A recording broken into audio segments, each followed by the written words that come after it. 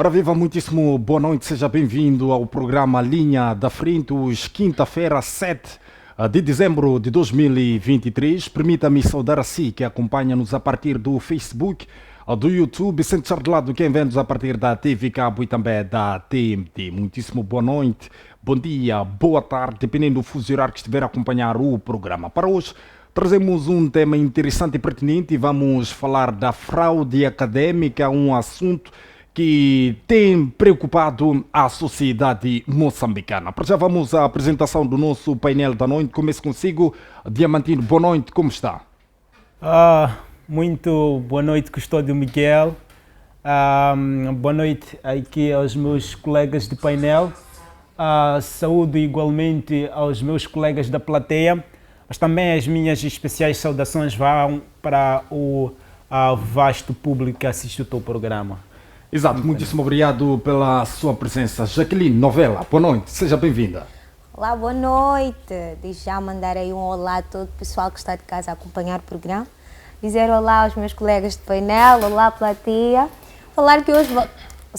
Dizer que hoje vamos falar de fraude académica. Como já disse o Custódio, é um tema que tem trazido grandes impactos. Então acompanhem que o debate de hoje vai ser forte. Exato, e nesta primeira parte do programa trazemos um convidado especial, ele que vem falar-nos de uma situação preocupante da menina Agnes, ela que tem apenas 5 meses de vida e precisa de um apoio de todos os moçambicanos. Rafael Matus, boa noite, seja bem-vindo ao programa Linha da Frente. Muito obrigado, boa noite aos telespectadores aí em casa, boa noite ao painel. E boa noite aos meus caros colegas aqui. Por acaso é uma questão muito pertinente, não é gratificante estar aqui. Se estivéssemos por outros motivos, aí seria outra coisa, mas é um bocadinho caricato estar aqui e estar a falar de uma questão de saúde, principalmente de uma criança. Exato, pode falar-nos um pouco do que está a acontecer com a menina Agnes? A menina Agnes nasceu com vários problemas. Desses problemas, o mais grave de todos é o problema da comunicação interauricular. Esta mesma comunicação que cria dificuldades de respiração, cria dificuldades de desenvolvimento dela própria e dentre outros. Por acaso é uma doença rara no mundo. Já tentamos fazer alguns contactos na Índia, que é para ver se ela viaja para lá para fazer o tratamento. Porque infelizmente cá em Moçambique os nossos hospitais não estão capacitados para lidar com a doença dela. Exato, enquanto fala pode mostrar o panfleto para as pessoas está em aqui, casa. Se tiver mais um pode distribuir com os colegas. Está aqui a campanha que está sendo feita neste exato momento, que é para angariar fundos, que é para podermos levar a menina Agnes para a Índia. E também dizer o seguinte, nós somos a Bark Logística, nós somos uma empresa especializada em levar alguns doentes crônicos ou com doenças raras que é em Moçambique para poderem fazer algum tratamento na Índia. Recebemos esta causa da menina Agnes, não podíamos ficar de fora, decidimos abraçar a causa. Já estamos há 2 semanas a fazer a campanha, graças a Deus as pessoas estão a aderir. Estão a apoiar a causa. E de que forma as pessoas devem apoiar? Como é que as pessoas devem prestar o seu apoio? Temos aqui o panfleto. Okay. Aqui tem os números do M-Pesa, do Emola e uma conta bancária da mãe. Então qualquer contribuição deve ser canalizada nestes meios. E também aproveitar e dizer que a partir de amanhã, sexta-feira, sábado também e domingo, vamos aos mercados. Vamos começar pelo mercado de Spamanini, mercado de Esquelene e mercado do Zempeto. Vamos fazer esta campanha de modo a conseguirmos levar a menina Agnes para a Índia. E neste exato momento a menina Agnes está em casa ou está internada? Infelizmente, neste exato momento a menina Agnes está internada no Hospital Central de Maputo. Está na sala de reanimação porque teve este problema como é que se diz? Teve um problema grave. Exato. Então teve que ser internada de imediato. Neste momento ela está nos cuidados intensivos do Hospital Central. E estávamos a ter algum problema por acaso, que era para tratar os documentos dela. porque por causa desta comunicação acabou provocando um problema da vista. Ok. Ela não consegue abrir a vista. E quando foi-se lá a DIC, que era para tratar o documento dela, não foi possível tratar o documento, porque diziam que não podiam tratar o documento de uma menina que não podia abrir a vista. Era crucial que abrisse a vista. Exato. Mas, digamos que é uma situação de saúde. Certo. E o problema da criança é não abrir a vista. Certo. Não faz sentido a DIC dizer que não podia imprimir Ter o o bilhete bilhete da de criança. identidade. Motivo pelo qual fomos até as instâncias superiores, graças a uma senhora lá, acredito eu que ela é chefe do departamento, sensibilizou-se com a causa, acabaram emitindo o BI da menina. Neste exato momento, estávamos na luta para tratar o passaporte, que é para a obtenção do visto e a passagem. Também tivemos este mesmo problema, porque não podiam tratar o passaporte também de uma menina que não abre a vista. Mas uma vez tivemos que entrar naquela luta que era para poder fazer perceber à própria direção da migração que tratava-se de facto de uma criança doente. Exato. Graças a Deus eles também lá acolheram a causa e prontificaram-se em levar uma brigada da própria migração para deslocar-se ao Hospital Central de Maputo para que pudesse fazer a captação e fazer a impressão do passaporte da menina. Exato, muitíssimo obrigado, Rafael. Só para terminar, qual é o valor exato que é preciso para a menina Agnes ir à Índia? Neste momento precisamos de 1.600.000 para fazer todo o tratamento, porque ela precisa fazer 4 correções. Exato. Então, segundo a cotação dos médicos na Índia, precisamos de 1.600.000. Exato.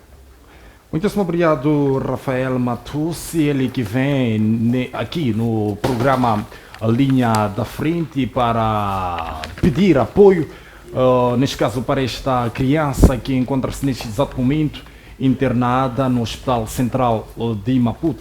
Estimado internauta e telespectador, vamos abrir as nossas mãos e apoiar esta criança que precisa de todos nós.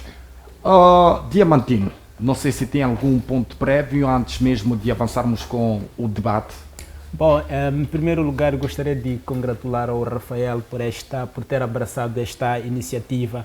É uma iniciativa, uma boa iniciativa, e eu penso que todos os jovens, se tivessem essa forma de pensar, se tivessem essa força de vontade, acredito eu que teríamos uma sociedade diferente, uma sociedade mais próspera e uma sociedade um pouco mais coesa. Tá? Parabéns, o Rafael. E em seguida, como ponto prévio, saindo desta página, é exatamente as enxurradas que assolaram a vizinha Tanzânia. Estas enxurradas acabaram matando algumas pessoas numa das cidades de Tanzânia e também acabou deixando ferido várias pessoas. Então, estamos solidarizados com esta iniciativa e, portanto, apelamos aos moçambicanos para que também, de certa forma, as suas orações, não é, orem para eles e, acima de tudo, também auxiliem com alguma coisa. Digo isto porque nós também sofremos deste tipo de calamidades e, quando nós sofremos, vemos muitos países a nos abraçar. Então, este é o momento dos moçambicanos também a fazer a mesma coisa, retribuírem não é, para com a nossa vizinha Tanzânia. Exato, obrigado. Jaqueline, algum ponto prévio? Bom, as minhas palavras não vão fugir muito de Diamantino, apenas agradecer e parabenizar o jovem que está a lutar por esta causa. Afinal de contas, o nosso maior valor é a vida, então tudo aquilo que terá ouvido a informação, com aquilo que puder, pode apoiar e deve apoiar, porque o nosso maior valor é a vida, não é? Exato, E é tudo. obrigado. A plateia ter reclamado que não tenho dados prontos prévios. Alguém quer apresentar aí? O Moiane já está posicionado. Boa noite, seja bem-vindo. Boa noite, estou Miguel.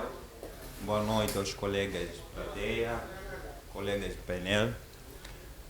Muito obrigado pelo espaço.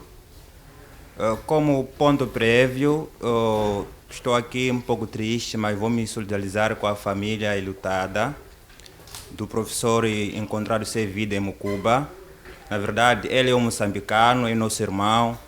O facto que ele fez de denunciar o corte salarial, isto era preciso que as pessoas analisem, estudem e ver o que deveria ser feito. Então, porque alguém denunciou um corte salarial, foi perseguida e foi morta.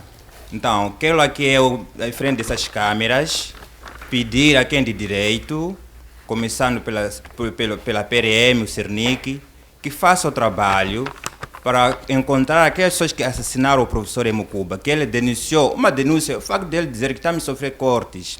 Então, nós, os moçambicanos, temos que dizer que isso já basta. Exato. Então, claro. Certo, obrigado, Moiano. Obrigado. Alguém mais? Certo, vamos. Boa noite, seja bem-vindo. Boa noite, custódio. Muito obrigado.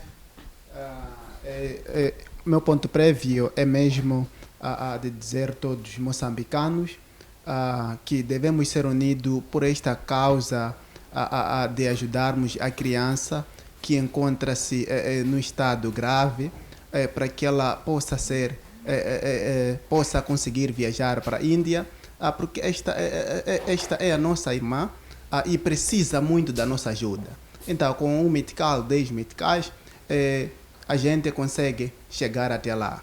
Então, é preciso que sejamos unidos, é preciso que sejamos fortes para que esta criança possa conseguir viajar e, se for possível, no futuro nós dizermos aleluia. Exato. Obrigado. Obrigado. Vamos ao debate. Diamantino, a cada ano o nosso país tem deparado-se com esta problemática, assim que eu posso considerar, não é? Da fraude acadêmica. Quais têm sido as motivações? O que tem acontecido para que haja espaço para as fraudes acadêmicas no nosso país? Olha, caríssimo custódio, este é um tema muito interessante e já agora parabenizar pela seleção deste tema. É um tema muito importante e que, se for bem, se for bem abordado, exato, e pode vir a mudar alguma coisa na nossa sociedade. Certo. Porque a principal coisa, uma das principais consequências, se calhar, do nosso país estar como está e estar a ser conotado como está a ser conotado, em parte ou em grande parte, é devido a estes comportamentos de desonestidade acadêmica. Dizer, em primeiro lugar, que a fraude acadêmica é nada mais, nada menos que desonestidade acadêmica. Em palavras mais simples, a cópia, o plágio, a cábula e todos esses comportamentos estão incluídos nesta questão de fraude acadêmica. Num cômputo geral ou de forma um pouco mais agregada, não é denominada de fraude acadêmica. E são várias as motivações, ou são vários os fatores que podem ser apontados tanto para o alastramento ou para a prática deste tipo de desonestidade. Podemos aqui elencar o próprio pensamento da pessoa, a própria forma de ser, não é? A mentalidade da própria pessoa, das próprias pessoas, em parte podem levar para a prática da fraude. E a prática da fraude, por detrás da prática da fraude existe se calhar, ou pode ser ocasionado através de problemas econômicos. As pessoas não têm tido, se calhar, não têm tido os seus salários, ou os seus salários eles são muito baixos, e quando os salários são baixos, obviamente, há aqui um espaço para a prática da corrupção. Exatamente, para a prática da corrupção. E isso, de certa forma, vai contribuindo para essa questão da fraude acadêmica. Olha, são várias as razões que podem aqui serem invocadas. Exato. Para esta questão, para este mal, que não tem um fator só. São vários fatores que aqui podemos mencionar e podemos levar, se calhar, toda a noite a falar desses fatores. É verdade, este é um problema, é um mal, sim, é um mal e deve ser combatido, e para o combate desse mal é preciso que todos nós tanto mudemos a nossa forma de olhar e pensar sobre este caso. Certo. Jaqueline. Bom, sem fugir muito fio de pensamento do Diamantino, dizer que os fatores que levam à fraude acadêmica, à corrupção e os vários conceitos que existem que culminam mesmo na fraude acadêmica, pode ser mesmo a normalização disso acontecer, olharmos para a fraude acadêmica como algo normal.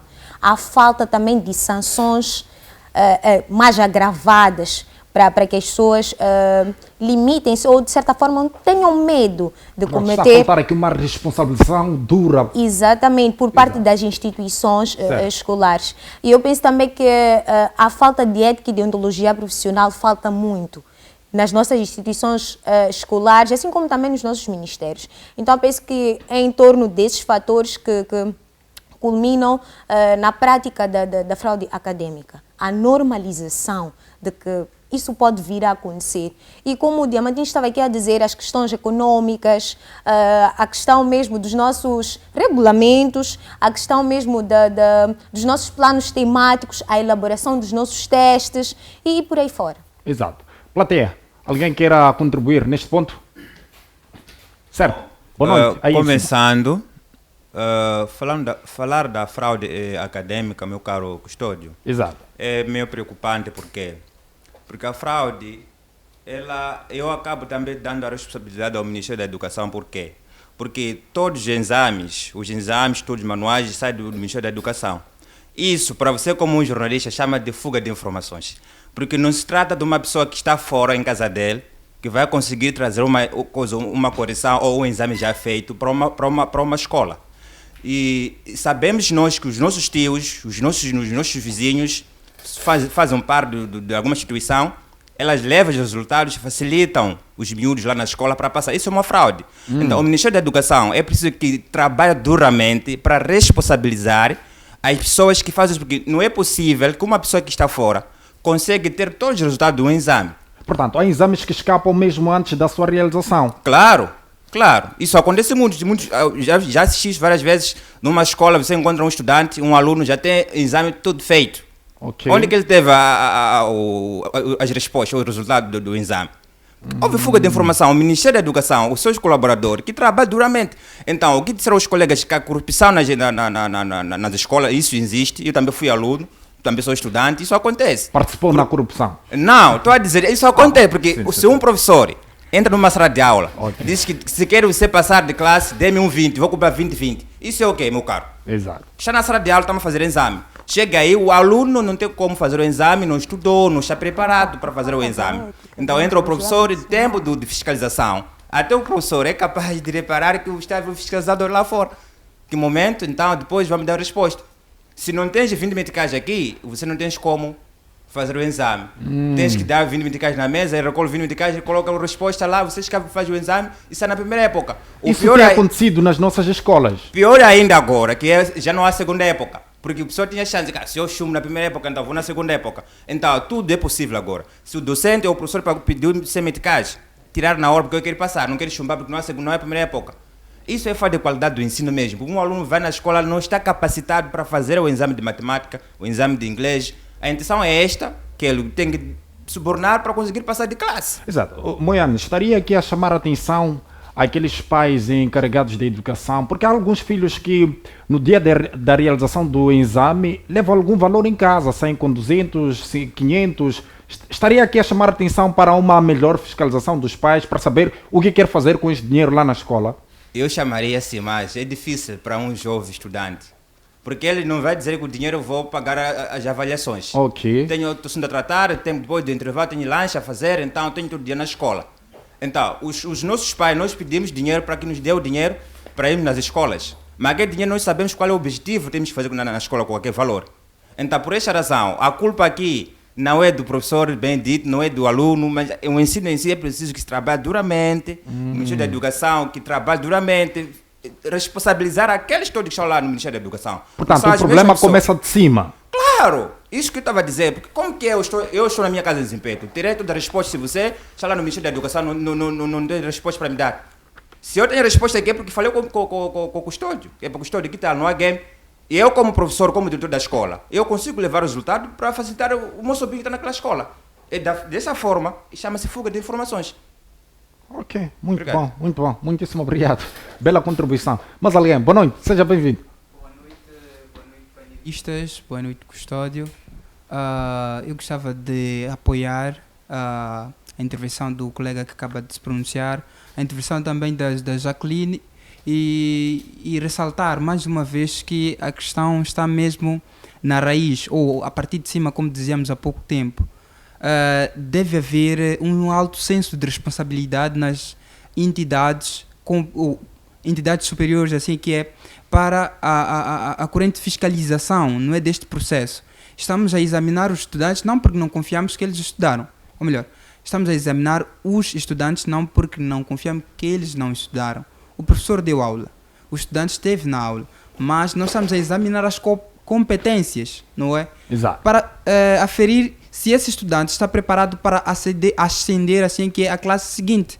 Então, se a facilitação e esse estudante vai lá, a classe a seguir, há de acontecer o mesmo na que segue e vai terminar o ensino secundário geral, vai fazendo no ensino superior e quando se insere no mercado de trabalho são perdas para a sociedade. Então, eu penso que quando for para olhar para a questão da fraude académica, que não seja palpar só o assunto e deixar assim como está, porque esse mal tem danos muito agravados para a sociedade futuramente. Exato. Se olharmos simplesmente para a fraude académica como entre aspas, todo mundo faz ou todo mundo já fez, estamos a lesar Moçambique, porque a sociedade vai perder, vai formar médicos que passaram através de fraudes, vai formar advogados, vai formar polícias, vai formar diversas classes sociais ou diversos intervenientes sociais que não passaram por conhecimento. E o produto que se vai produzir por esses, passa a redundância, né? Que se vai produzir por esses profissionais vai ser fútil. Vamos ver manuais mal elaborados, vamos ver doentes mal atendidos e vamos ver um leque de problemas que podemos resolver apenas aplicando sanções, apenas responsabilizando, apenas dobrando os esforços de revisão, não é, no seio da produção e divulgação dos exames. Tem que se dobrar os esforços de não deixar brechas ou espaços para fugas de informações. E caso hajam essas fugas, responsabilizem-se os culpados. E também temos que ter planos B para questões de questões aparentes. Eu já fui estudante no ensino secundário, eu já presenciei uma troca de última hora de um exame, isto porque este tinha escapado, não é, da parte superior.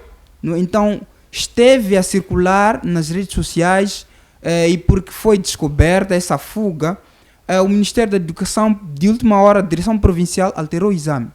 Então, vimos que naquela situação o Ministério ou a Comissão Provincial prestou atenção. Então, vamos dobrar esses esforços, porque existem profissionais que querem as coisas tal como devem ser.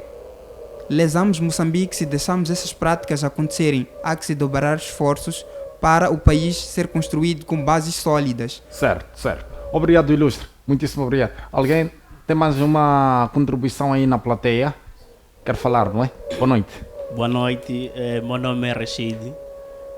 Este é um tema, eu acho que bastante pertinente, porque vai influir em todo o panorama do país, porque, como vocês sabem, para que um país possa crescer é necessário que haja pessoas que produzem conhecimento. Agora, como vamos pensar em produtores do conhecimento se esses possíveis produtores passam com base nesses todos os esquemas que são traçados? Certo. E quando nós falamos de da corrupção como resultado da escassez econômica, estaremos a tentar normalizar isto, tendo a justificativa à escassez econômica. Eu acho que não podemos associar essas realidades. O que realmente está a falhar para que possa existir a corrupção não é a escassez econômica. Eu acho que é a honestidade em si, é a pessoa ser proba, é a pessoa conseguir conduzir-se pelos princípios de boa-fé, pelos princípios de escorreição, pelos princípios de honestidade, pelos princípios de sinceridade. E quando falamos quem é o responsável por essas práticas, eu acho que nós todos somos. Eu acho que todos nós, em algum momento, quando estávamos a fazer o exame, numa questão em que não conseguíamos responder, ficámos à espera de que o docente nos dê a resposta para conseguirmos sair da sala do exame. Exato. Eu acho que nós todos aqui já passamos. Então a pergunta que se faz é quem é o responsável? Eu acho que nós todos somos responsáveis, a partir do pai que dá dinheiro ao filho, a partir do filho que vai na sala do exame e espera que o docente lhe dê a resposta, e o docente que dá a resposta, e o Ministério de Educação que vai fornecendo exames antes do tempo da realização do exame. Então, todo esse pessoal é responsável pela existência dessa prática. Esta é uma prática já antiga. A pergunta que se tem que fazer é: quais são os mecanismos que o Ministério da Educação tem implantado para colmatar ou para estancar a continuidade desta prática? Então, eu acho que o Ministério é que pode responder. Exato, obrigado, Ilês. Jaqueline, dá a entender que este é um sistema praticamente que já ajudou muita gente, não é? Nas escolas. E a questão que fica é como combatermos isto? Como é que nós podemos, há quem disse na plateia, que há exames que vazam mesmo antes da realização. Como ultrapassar este cenário aqui no nosso país? Bom, eu acho que todos os comentários, todas as abordagens assim que é daqui do debate, tanto do painel como da plateia, gira em torno mesmo do Ministério da Educação. Eu, em particular, acho que tem que começar de lá, do sistema. Só assim esse problema será dissolvido, porque, vejamos, por que os exames são dados, são entregues assim que é às instituições antes do dia da realização dos exames? Há ali um espaço para que haja esse tipo de coisa. E eu os exames são entregues nas escolas faltando quanto tempo para a sua realização? Bom, salvo erro, para não mentir aqui... Um dia antes ou uma semana antes? Eu penso que, bom, no meu achar, que é para não mentir, eu acho que é um dia antes ou dias antes. Não tenho aqui o número, não sei, não tenho conhecimento. Um dia antes. Ok. É tempo suficiente, sim, para aquele tio que tem uma sobrinha em determinada escola, facultar, e assim, por ela não ter tomado cuidado no telemóvel, passar para uma amiga, e assim sucessivamente vai circulando. Agora, eu queria dizer que a falta de ética e deontologia profissional está a falhar muito. Ele trazia aqui valores morais, temos que ser honestos, temos que ter em conta a prática de boa-fé em todos os cantos da nossa vida. Mas, sem fugir muito, não é fácil controlar esse tipo de coisa, porque nós não conhecemos o coração das pessoas. Certo. Então, eu penso que para dissolver este problema, as regras deviam começar do Ministério da Educação. Podiam parar com a prática de dar os exames às instituições um dia antes dos exames. Podia ser eles mesmos a irem lá entregar minutos ou horas. Mas é uma questão ainda complicada, porque mesmo indo entregar por horas antes, é possível que um professor tenha como fazer uma fotografia. E mesmo no Ministério da Educação, existem pessoas que um mês antes da entrega dos exames, eles já têm acesso e podem dar por aí para as pessoas, vender. Exato. Resumindo, está a querer dizer que é inevitável combater a corrupção. Não é inevitável, mas o Ministério da Educação deve responsabilizar-se em criar normas criar condições Ok. de dissolver esta situação. Obrigado. Alguém queria intervir? Perdão. Eu acho que a Jacqueline deixou escapar um ponto.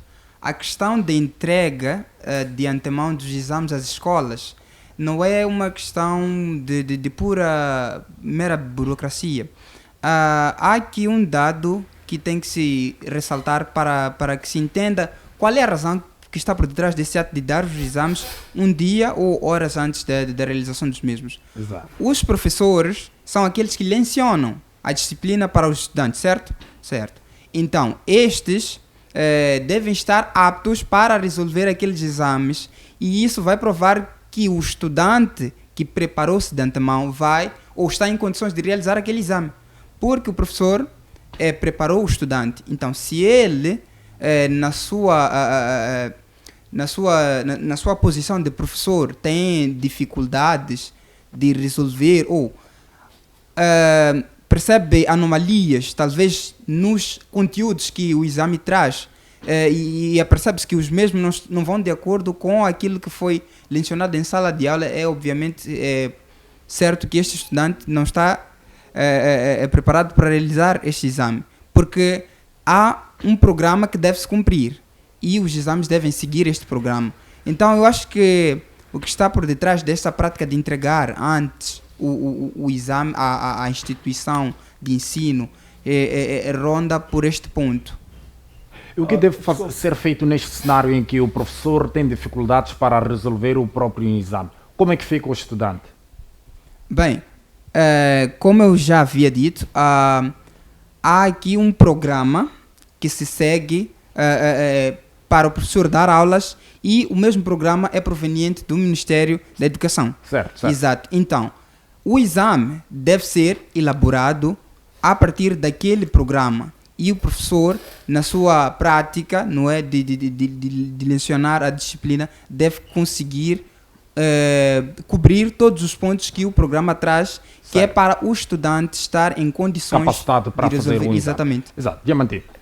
Bom, era mesmo para ressaltar um ponto que o meu colega ali da plateia deixou ficar em relação à questão dos exames. Olha, para a realização dos exames existem comissões que são criadas, porque, olha, imagina se, por exemplo, os exames, depois que distribuíssem em todas as escolas, com antecedência, como bem estava a referir, e depois abrissem, os professores resolvessem, e depois percebessem que não, o exame não está preparado para que um aluno, por exemplo, da 10ª classe resolva.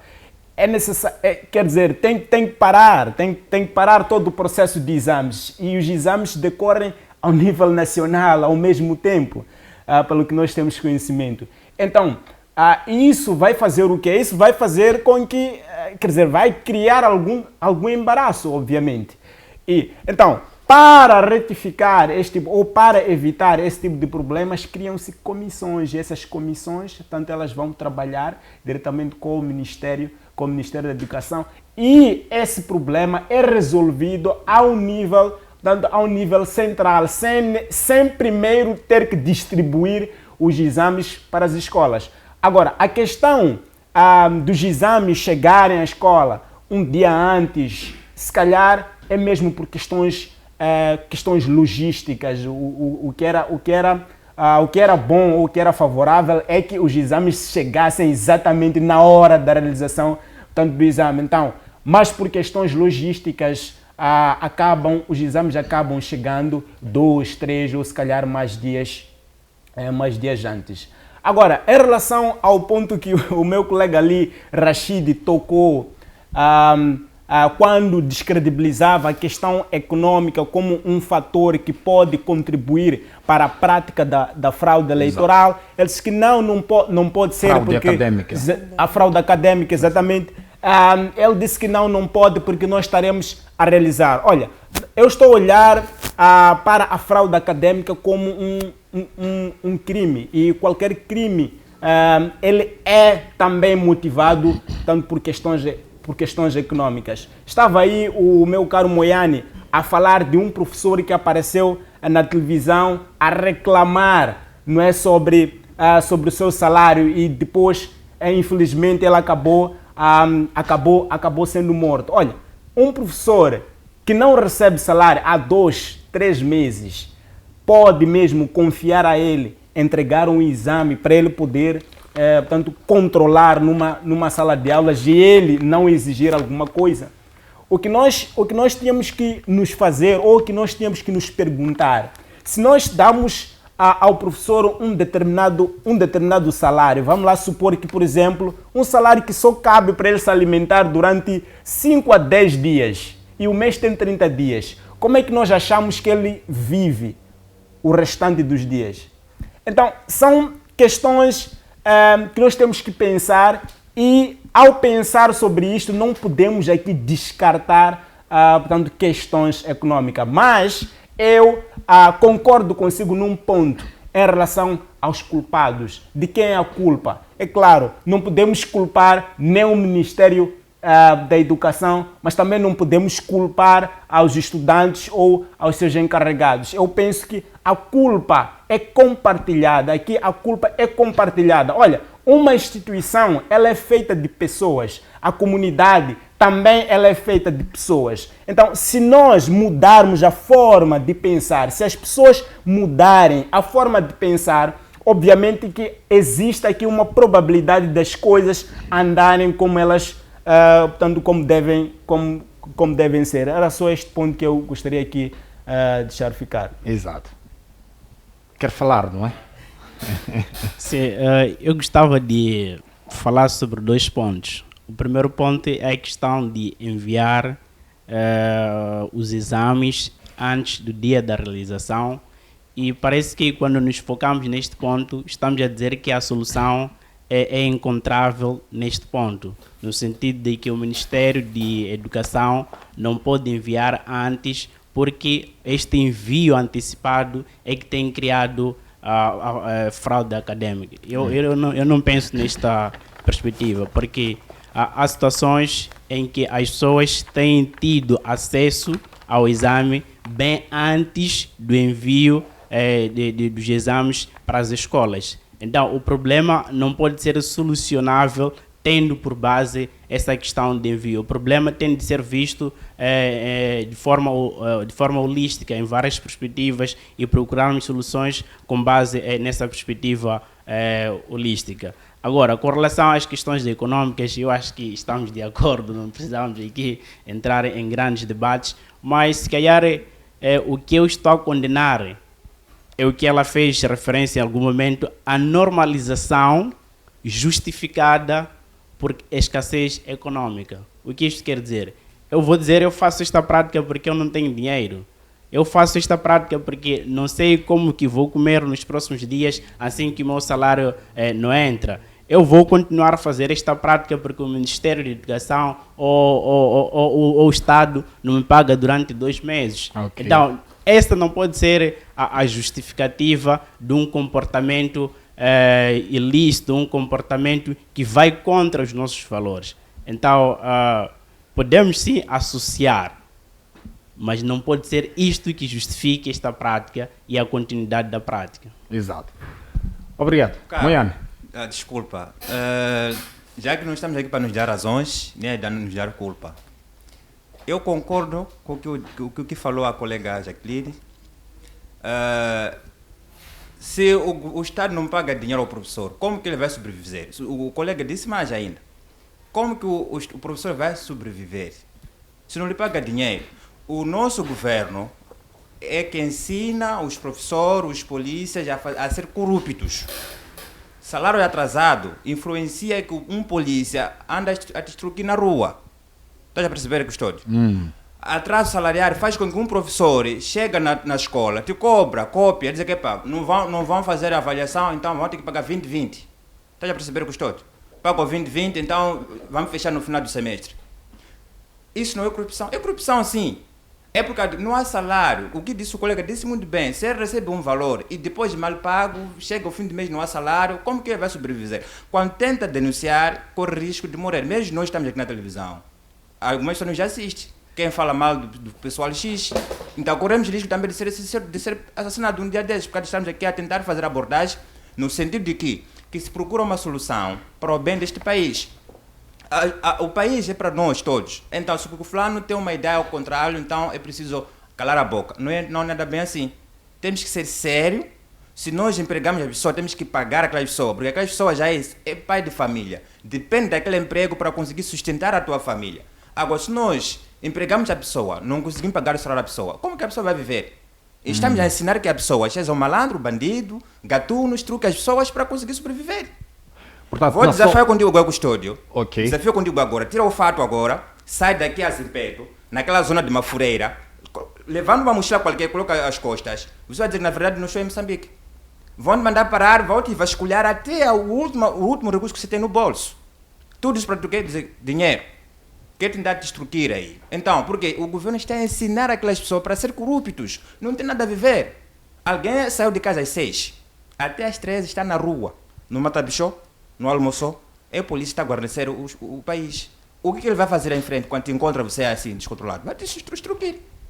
Se não tem salário ao professor, tem carro para pagar combustível, tem as crianças para pagar a escola para a escola, tem energia para pagar, se ele não recebe.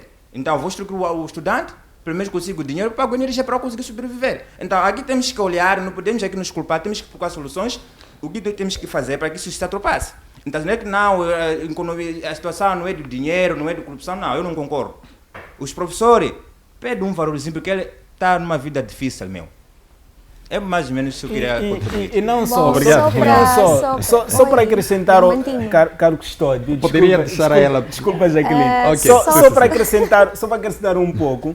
É assim, olha, Custódio, eu sou do norte, eu venho da Exato. província de Nampula. E lá, a partir daqui, eu tenho recebido informações de alguns amigos.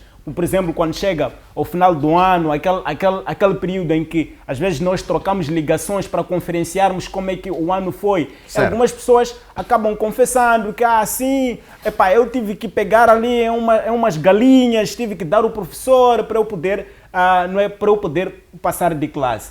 Então, qual é a racionalidade que está por detrás disso? Por que é que o professor até aceita algumas galinhas ou produtos, não é, para fazer com que o estudante passe? Há uma racionalidade econômica por detrás disso. O que nós estamos a tentar dizer é que pagando bem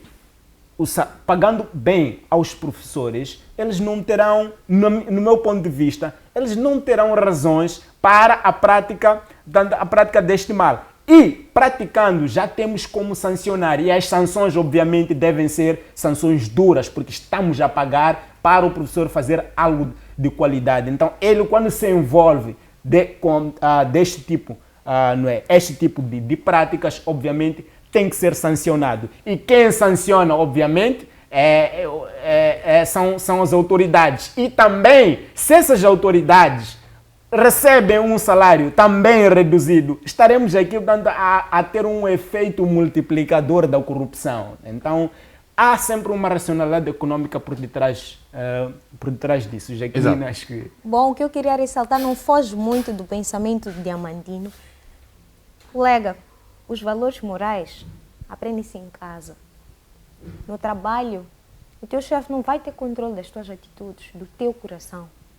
Aquilo que tu podes fazer de mal, mas a polícia, as autoridades têm controle das tuas ações. Faça onde tu trabalhas, faça ao teu chefe e vão te sancionar. Por isso que existem o fim das penas, as regras, as normas que estão para reger a sociedade, a forma como a sociedade deve se comportar. Então, eu não tenho como ter controle de uma pessoa que, quando não recebe bem, vai corromper, vai roubar, vai matar, vai fazer todas as coisas de mal que existem. Para dizer que o fator econômico influencia bastante nisto. Não vale a pena fugirmos. Influencia muito. Se eu não recebo bem, acredite, chego a esquecer o meu caráter. Então, é mais ou menos isso que eu queria ressaltar. E não só Portanto, falta de bom pagamento, não. O atraso salarial influencia também. Sim, porque a pessoa não recebe 3, 4 meses. Ele depende daquele valor para conseguir sustentar. É complicado. Muito difícil, meu caro. Exato. Mesmo você que está aqui na televisão, se ficar 3 meses, pode você entrar sem receber. Para ter com alguém e fazer uma entrevista, você pode ligar pedir suborno. Certo, Pedir um suborno para ir fazer uma reportagem aqui, porque foi roubo. Então, temos que ver essa parte aí como uma coisa muito boa. Exato. Claro. Obrigado, Moia. Aí em cima alguém que queria falar assim que... Não, pode dar... Diniz, não é?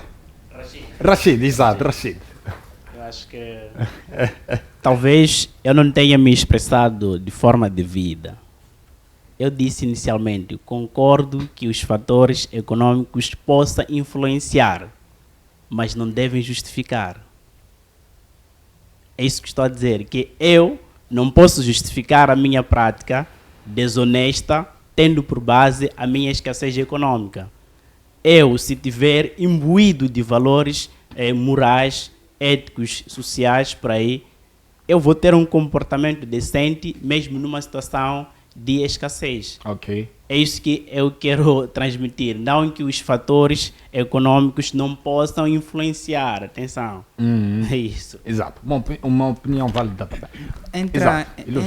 Entram em fusão ou em colisão aqui dois tipos de códigos quando trata-se da questão que está-se a levantar entre o colega Jacqueline e o colega Rashid. O colega Rashid é defensor dos valores éticos, né, do homem, os códigos éticos que regulam o homem na sociedade como ser, né? As questões ligadas à humildade, honestidade e assim por diante. Só que esquecemos, ou talvez não esteja a compreender, a utilidade do código lógico. O código lógico permite ao homem fazer e desfazer só para satisfazer a si próprio, não é? Então, ligamos as contribuições do colega Diamantino e do colega Jacqueline e compreendemos que não. O profissional, mais do que exercer a sua profissão pelo conhecer, pelo saber, estão por detrás sempre está por detrás sempre esta questão econômica, porque por mais amor que eu tenha pela minha profissão, por mais dom, sempre eu vou carecer de valores para exercer. Deslocação de casa para o local de trabalho requer valores, não é? Então, por mais que eu esteja a exercer a minha função de professor por amor, a remuneração é importante, não é? Então, é o código lógico que viola o código ético. Quer dizer, aqui essa colisão dos códigos faz o homem esquecer-se ou abster-se dos seus valores morais, não é? Não porque o homem não tem esses valores. Nós somos humildes, como a Jacqueline bem disse. Aprendemos humildade em casa, aprendemos respeito em casa, aprendemos amor no nosso seio familiar. Mas o nosso amor ou a nossa honestidade corrompe-se. Atenção, eu devia receber uma remuneração pelo meu trabalho no Estado. Claro que a minha consciência vai me incitar a optar por caminhos fáceis, que são os caminhos ilícitos. Sabemos muito bem, temos noção de que os caminhos lícitos têm uma carga de dificuldade. Por isso, quando me aparecem essas questões, não estou a receber atempadamente, não estou a ter salários, então eu opto por caminhos mais fáceis, que são os caminhos ilícitos. Exato. Então é aí onde nós devemos nos basear, devemos olhar. Não estamos a dizer que o homem não é humilde, não é sincero, só que ele entra em colisão nesses dois códigos quando a situação encontra-se neste âmbito. Certo, obrigado, Ilustre. Vamos para já entrar no campo das soluções. Foi bem dito aqui que o Ministério da Educação tem culpa, a sociedade tem culpa no geral, o estudante tem culpa, o professor tem culpa. Então, como combater este mal? Começando consigo, Diamantino. Como combater a fraude académica nas nossas escolas? Tendo em conta que todos nós temos culpa. Bom, é muito interessante, não é, esta questão, porque estamos aqui a levantar um problema. Exato. E não basta apenas cingir-se ou falar só do problema. É preciso também trazer certos argumentos ou trazer, não é, algumas soluções. Afinal de contas, este também é um objetivo tanto deste debate. Olha, conforme eu estava a dizer, a solução, nós todos sabemos que este é um mal que ele vai trazer consequências nefastas para a sociedade toda, porque o aluno ou estudante que nós estamos a avaliar ou estamos a formar hoje, se nós permitirmos com que ele se envolva em atos de fraude, estamos a comprometer o futuro da própria pessoa, mas também estamos a comprometer o futuro do país, porque aquela pessoa que nós estamos a permitir será um futuro dirigente, será um decisor, será um tomador de decisões, não é, para o país futuramente. Então, se nós deixamos com que ele se envolva em atos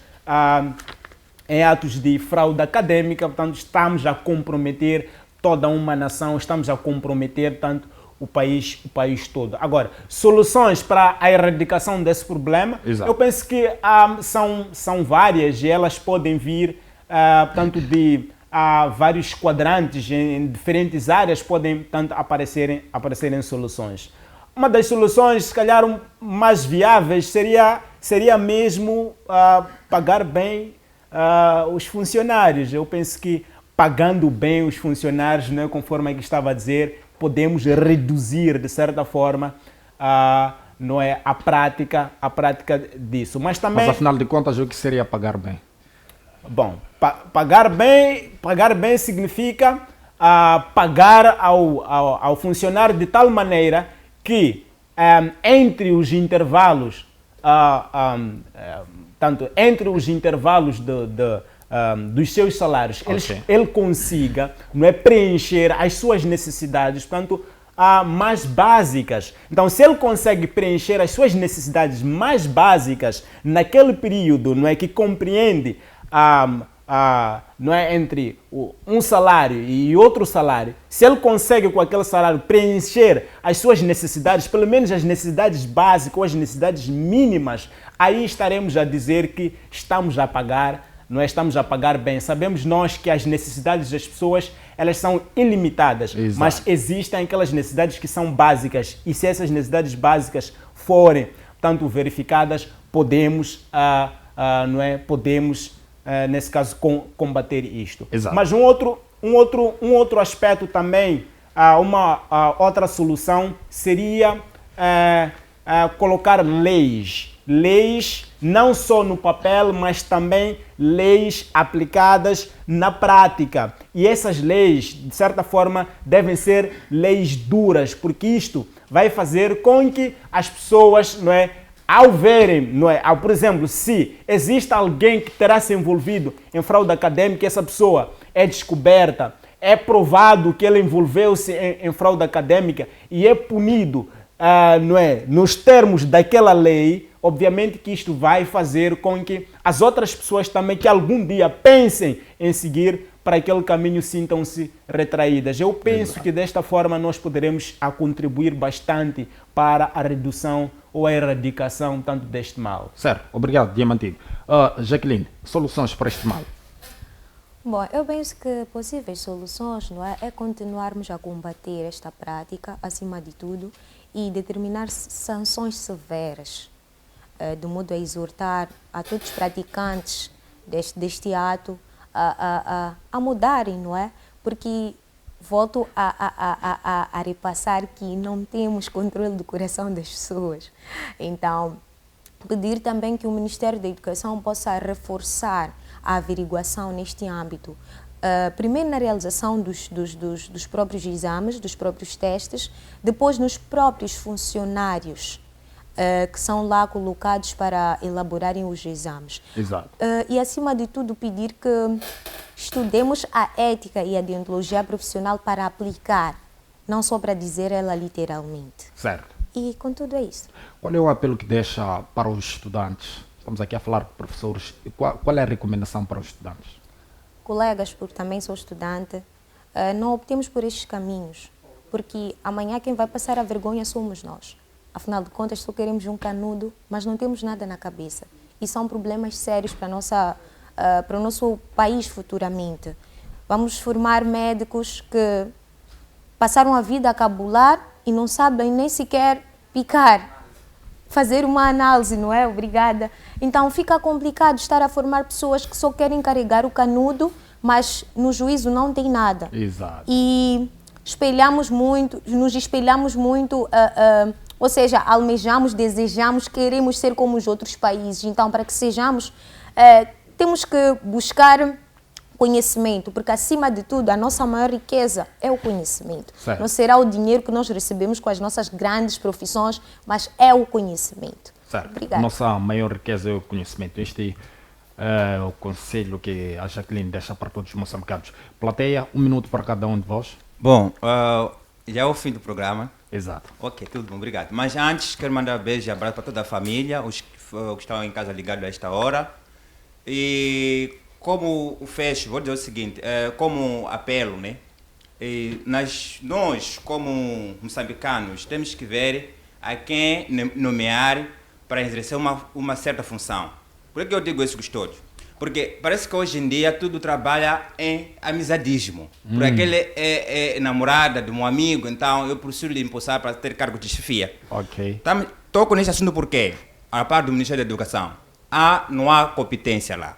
É preciso que haja competência para que um ministério seja responsável com aquilo que ele exerce naquela função como Ministro da Educação. Agora, os professores que dão aulas nas escolas privadas também dão aula nos ensinos públicos. Por que aquele professor não dá bem aula numa instituição pública e dá bem aula numa instituição privada? Porque pagam bem lá na instituição privada. Um professor, como que ele vai conseguir gerir numa sala? Estamos falando de mais de 80 crianças numa sala de aula. Temos 80 crianças que estão lá no chão sentados. Ele tem que aturar todo o barulho daquelas crianças todas, que ele nem vai conseguir dizer que, menino, isso aqui já basta. Vai ter que sala em sala, 80 crianças. Mas lá nas privadas, tem 30 pessoas por cada sala. Por que o nosso governo, ou o Ministério da Educação, não consegue selecionar que por cada professor dê no máximo 30 alunos, do que dar 80 crianças? Ok. Esse professor não vai conseguir fazer esse trabalho sozinho. Nessa sala que 30 pessoas, pode dar aula 3 professores. Mas é porque é o ensino que nós temos, dependendo tudo de fora. Para termos um bom médico, tem que levar cubanos. E nós aqui formamos médicos aqui. Temos que levar especialistas de fora. Aqui também formamos especialistas. Então, acha que esse ensino está bom mesmo no país? Por isso que nós dissemos que o Ministério da Educação está aqui a tentar nos fechar, porque a juventude, a nova geração, não tem uma mente aberta. Nós somos feitos de um espanhol, não sei o que eu posso dizer. Porque nós tudo dependemos de fora, meu. Falamos de enfermeiros, cubanos vão sair lá, vão vir aqui, recebem muito dinheiro e voltam quando os nossos médicos estão a fazer greve aqui em Moçambique. Certo. Obrigado, Moiane. Mas alguém queira deixar um apelo? Vamos, ilustre. Dizer, em primeiro lugar, que estivemos a debater sobre um tema importante, que tenhamos todos lá em casa tomado notas, mas acima de tudo, temos de olhar para todas as camadas sociais. Quando se colocou a questão de quem é que é a culpa, ninguém respondeu afirmativamente, porque a culpa morreu solteira, né? Não tem a quem se assumir e essa pessoa aceite. Então, cabe a individualidades. Não vamos falar primordialmente de instituições, porque cabe a individualidades. Se eu detecto uma prática anômala, eu tenho que denunciar, não é? Então, vamos pautar pelas denúncias, vamos pautar muito principalmente por olhar futuramente para esta prática que nós estamos a assumir como normal. Não vamos normalizar esses porque lesa-nos a nós mesmos. Se trazem médicos de fora é porque sabem que não formaram médicos à altura. Se trazem advogados de fora é porque sabem que não formaram advogados à altura. Então, vamos ter nós, como estudantes, essa atitude positiva de ir atrás dos conteúdos, de ler e ainda mais para preparar o nosso intelecto, não é? Para nos deparar com esses exames como se fossem avaliações normais e fazermos, não passar simplesmente com o canudo. O canudo tem um significado, certo, mas o conhecimento tem um significado que supera a nota até se calhar o que está escrito no canudo. Então vamos pautar pela leitura, pela aplicação nos estudos e pela honestidade académica. Nós como estudantes, o meu conselho fica mais ainda para esta área, nós como estudantes. Obrigado, ilustre. Rashid. Eu acho que quando pensamos nas soluções, temos que pensar dentro das nossas possibilidades. Refere isso até às condições econômicas. Não podemos falar de pagar bem ao docente. O que seria pagar bem? Seria pagar um valor que um professor de África do Sul recebe? Claro que não, porque a África do Sul tem mais condições que nós. O dinheiro que é pago ao professor sai de algum lugar. Então, será que nós temos essas condições de poder pagar bem ao docente, tendo em conta as nossas condições? Certo. Eu acho que isso também é importante. Agora, quando se fala de sanções severas, o que seriam sanções severas? E olhando as sanções severas e o princípio da humanidade, da proporcionalidade das penas que se fala em direito constitucional e penal. E podemos falar que eu acho que a grande questão, não sei quem falou, é a questão da competência. Reparem que os alunos que estão a estudar hoje, amanhã é que vão assumir os grandes cargos importantes do país. Então, o que podemos esperar deles? Naturalmente, é essa situação toda que vamos encontrar. Por isso que, a meu ver, a solução poderia partir da qualificação do nosso ensino. Neste sentido, o professor tem de exercer de forma competente, de forma idônea, a sua função, que é de lecionar o estudante, acompanhar o estudante, facultar a vida do estudante, e o aluno, por sua vez, tem de exercer de forma eficaz aquilo que se espera que ele faça, no sentido de aplicar-se nos estudos, entregar-se e tudo mais. E o Ministério de Saúde, por sua vez, tem de educação, refiro, tem, por sua vez, de criar mecanismos de fiscalização para que essas práticas possam ser estancadas. Obrigado, Rachid. Diamantino, tem 30 segundos apenas para despedir. Novela, também. Vamos a isso. Bom, em primeiro lugar, eu gostaria de saudar ao meu professor, o professor Dr. Matias Farahani. Ele sempre fala dessa questão de fraude acadêmica. Inclusive, ele partilhou um estudo conosco de alguns economistas que fizeram um estudo e chegaram à conclusão que os homens que praticam a corrupção foram grandes cabuladores, não é? nos seus tempos de escola.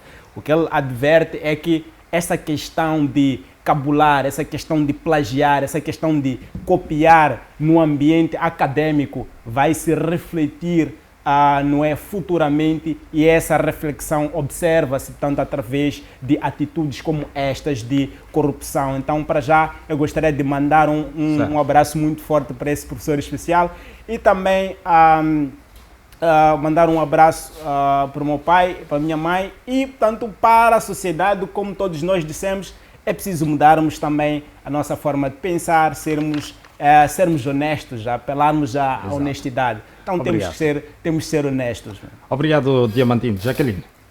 Bom, em jeito de término, apelar a todos que optemos por buscar o conhecimento, como já havia dito antes, é a nossa maior riqueza. E mandar um forte abraço a toda a família Novela e beijinhos.